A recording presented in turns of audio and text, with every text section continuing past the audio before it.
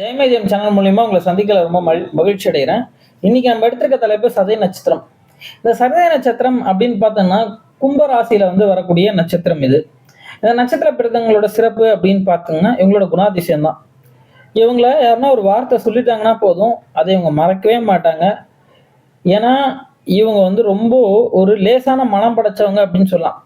வெளியே தான் ஆள் பார்க்க ரஃப்பா இருப்பாங்க. உள்ள பார்த்தீங்கன்னா மொத்தம் டம்மி தான். ஈஸியா இவங்க எல்லாம் பேசியே கவர் பண்ணலாம். 2 தடவை இவங்க பேசுறது ஓகேன்னு சொன்னா போதும், இவங்க சொத்தையே எழுதி வாங்கிடலாம். அண்ணன், தம்பி, சதய நட்சத்திரக்காரங்கன்னா அந்த வீட்ல இருக்கவங்க குடுத்து வச்சவங்கன்னு சொல்லலாம். ஆனா எல்லா காரியத்தையும் இவங்களே செஞ்சுருவாங்க. அதுக்கான கிரெடிட் மட்டும் இவங்களுக்கு கிடைக்காது. ரொம்ப அழகா பேசி எல்லா காரியத்தையும் சாதிப்பாங்க. எந்த இடத்துக்கு போனாலும் இவங்களுக்குன்னு ஒரு இடம் அந்த இடத்துல ஸ்பெஷலா இருக்கும்.